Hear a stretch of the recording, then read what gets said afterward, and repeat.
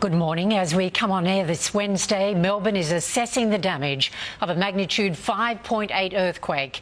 Here are some of the first pictures of damage. A popular burger place partially collapsed. We know that there is damage in multiple locations and high-rise buildings in the city have been evacuated.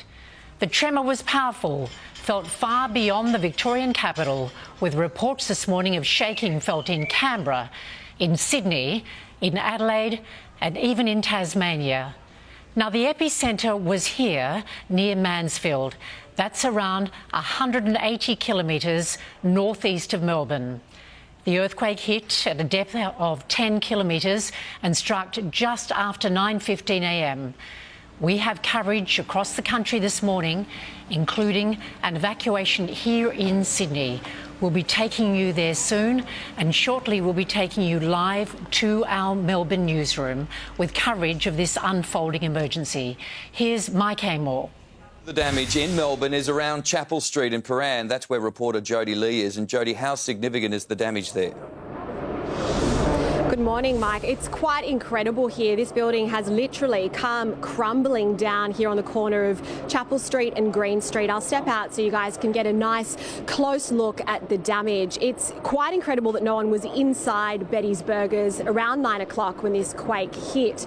But witnesses have told 7 News that these bricks didn't just crumble in the traditional sense, that the bricks actually sprayed from the building across Green Street. There is significant damage down the side of Green Street. The bricks have come crashing down onto a car there, but quite incredibly, no one was injured. As I'm sure you can imagine, though, Chapel Street was fairly busy. There are a number of coffee shops in this precinct, and people were just stunned as they felt the ground shake beneath them and the walls quite literally rattle. Jody, I guess it's lucky that it's a burger joint, so it wasn't lunchtime and people weren't in that particular shop. Yeah, that's right. We do understand that there's a design studio upstairs from Betty's Burgers, and there was a person inside that office at the time.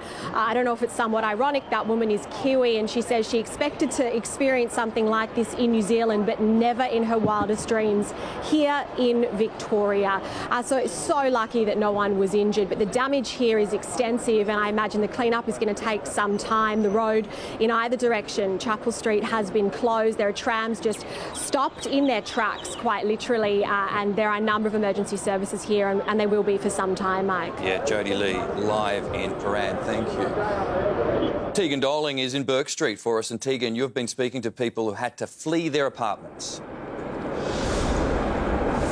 That's right, Mike. I was just down in Docklands where all the high-rise apartments are, and there was a lot of people who had to evacuate. They've told me the higher up that they were, the more they were able to feel the tremor, and it lasted around 20 seconds. They said that the entire buildings were moving. One man was actually woken. He was asleep, and he could feel his bed start to shake. That's when he woke up and realised he was living in this earthquake. Now, I spoke to a concierge member down there. He said that a lot of those buildings down in Docklands, they are actually meant to be able to withstand any sort of earthquake, but there's obviously a lot of worry that there could be these aftershocks. We've been told that a 4.8 aftershock is likely, that we've already felt 2, but a lot of the residents down there are worried that there might be aftershocks and that may cause some more damage. Take a listen to what they had to say.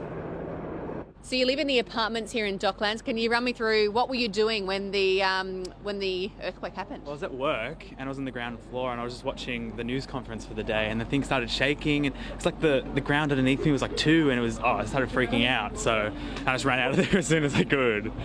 In your office, what was shaking? Can you tell me exactly what you could see and what you could feel? Well, it was like the chair beneath me, and then like the screen started falling off the desk, and then I was like, oh, something's not right here.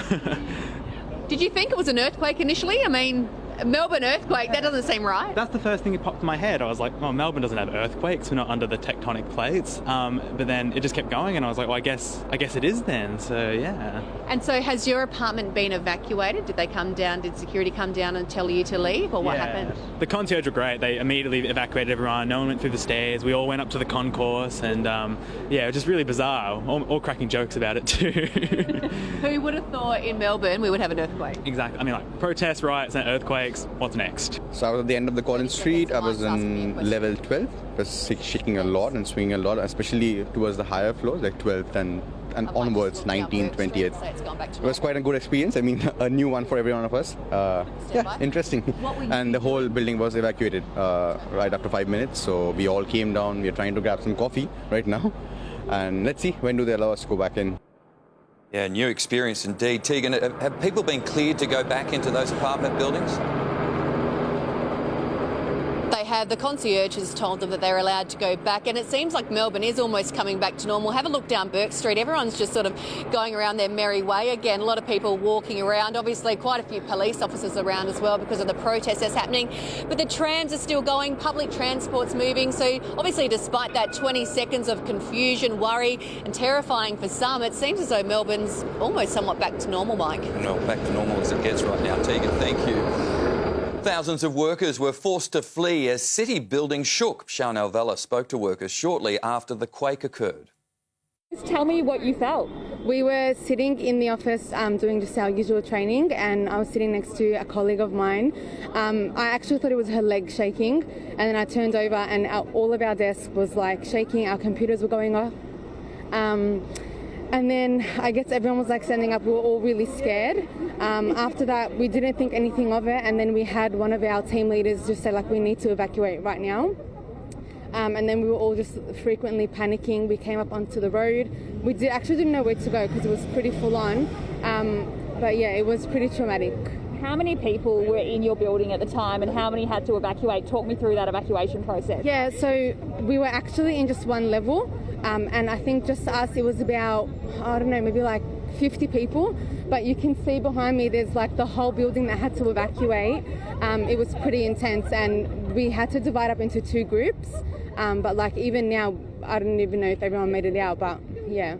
How long do you have to be out here for? What's the rest of your day looking like? Sorry, if you start talking, please, can you just move up this way, please? We don't know how long we're going to be out here for. We have no other updates, but I guess until it's safe for us to go back. Let's go live now to earthquake scientist, Associate Professor Mark Quigley from the University of Melbourne. Professor, thanks for joining us. This was felt far and wide, but thankfully the epicentre was in a pretty remote area. Yeah, Mike, yeah, it was near Lake Eildon, about 30 or 40 kilometres to the southeast, that area, near places like Kevington and Jameson, if you've been up in that region. So good more than 130 kilometres away from Melbourne, but it was still strongly felt here. Yeah, we're hearing multiple reports this morning about the size of the earthquake. It normally takes a little while to get the true accurate figure. What's the magnitude now?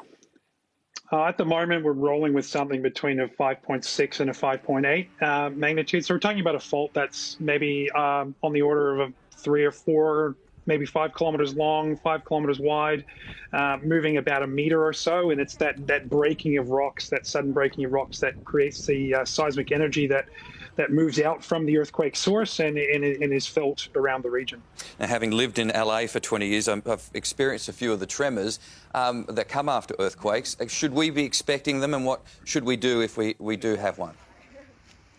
Yeah, we've already had some fairly strong aftershocks in the local area. So for a fault of this size, we would expect most of the aftershocks to be occurring within 10 to 20 kilometres of the actual fault that broke. Whether we feel those in Melbourne or not will depend on how big the earthquake, the aftershocks are. But certainly in the local region, some of them could be felt very strongly, especially if they're occurring very close to where people are. So anything around, any activities like going up on ladders or going on roofs or any of that sort of stuff press pause on that. That's not a good idea.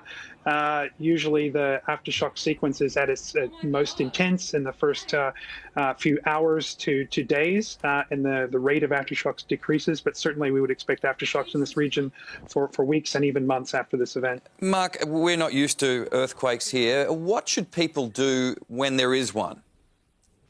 Yeah, so We do get an earthquake of this magnitude on average every sort of 5 to 15 years in Australia. So it's just the nature of our population distribution. That means that they very rarely impact on us directly. But even in the last few years, we've had magnitude 6 earthquakes in Australia, and most notably the one in 2016 near Uluru. In terms of what to do, I mean, my wife and I are well versed in this. We lived in Christchurch, New Zealand throughout the 2010-2011 earthquake sequence there. Going to doorways and holding on, moving under tables if you're worried about things falling on top of you and so on is best practice. And being very aware of your environment as well. Melbourne has a real issue with a lot of unreinforced masonry buildings. We are very vulnerable to earthquake shaking in Melbourne and a lot of other cities in Australia. And so one needs to be very aware of their environments. I would not advise being out on the street where you have large overhangs, where you're up against brick walls that you can see, for example, cracks through the masonry, these sort of things. We really need to be more aware of our environment in that context. Always good advice. Mark Quigley from the University of Melbourne. Thanks for your time. What an unusual day. Yeah, my pleasure. Thanks for having me on. Prime Minister Scott Morrison has just held a media conference in the United States following the earthquake. Here's what he had to say. Well, good evening here from Washington. On the way in from the airport, we learned of the earthquake which has occurred in Mansfield in Victoria. Geosciences provide us with the advice of a record of 6 with aftershocks at 5.5, 4 and 4. I've been in contact with Premier Andrews as well as the Deputy Prime Minister and Minister McKenzie, and will continue to receive reports throughout the night. Of course, that first response has obviously been provided by the Victorian Government, but of course the Federal Government stands by through Emergency Management Australia to provide whatever assistance is needed, whether from the ADF or others. But at this stage, we have had no reports of serious injuries or worse, and that is very good news, and we hope that that good news will continue. But obviously, we'll get further reports as the night unfolds here in the United States. But it can be a very disturbing event for an earthquake of this nature. They are very rare events in Australia, and as a result, I'm sure people would have been quite distressed and disturbed by that, particularly in the most immediate area affected. Victoria has recorded its worst day of the current COVID outbreak and our third wave. There are 628 new cases today and sadly 3 deaths. More than 60,000 tests were recorded over the past 24 hours and more than 43,000 vaccines administered at our state hubs. You're watching a special edition of 7 News live from Melbourne. Stay with us with our live coverage. And that's where we'll leave our Melbourne newsroom for now. Here in Sydney, we're at the scene of an evacuation in the city's north. Let's go live to Evan Batten in Hornsby. Good morning, Evan. Evan, residents there are reporting cracks in the building.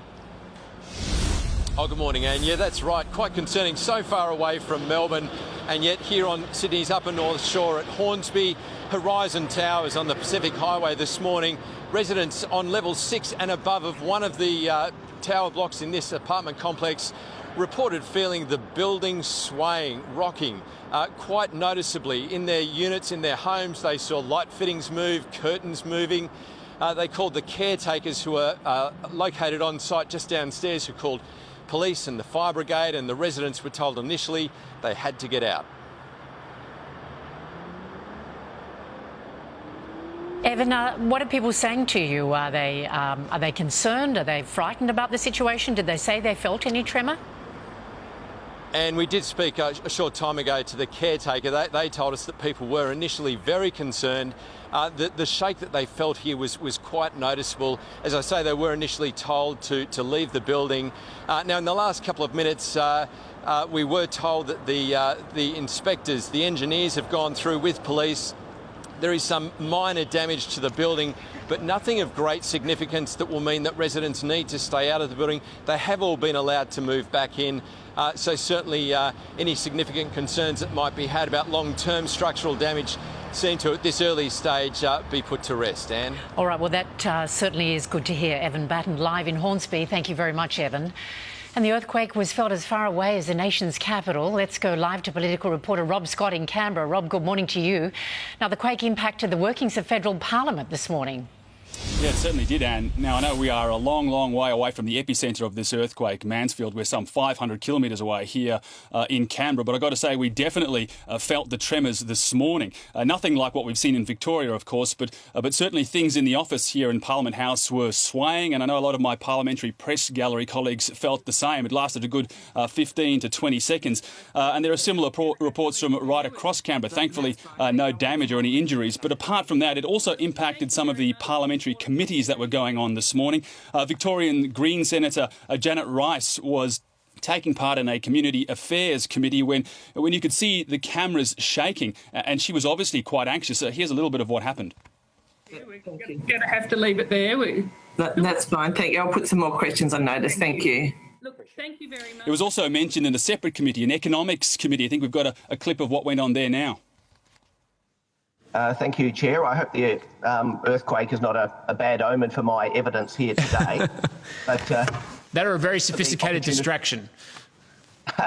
So a long, long way away from the epicentre of this earthquake, Anne, but quite clearly a lot of people here in Canberra felt it.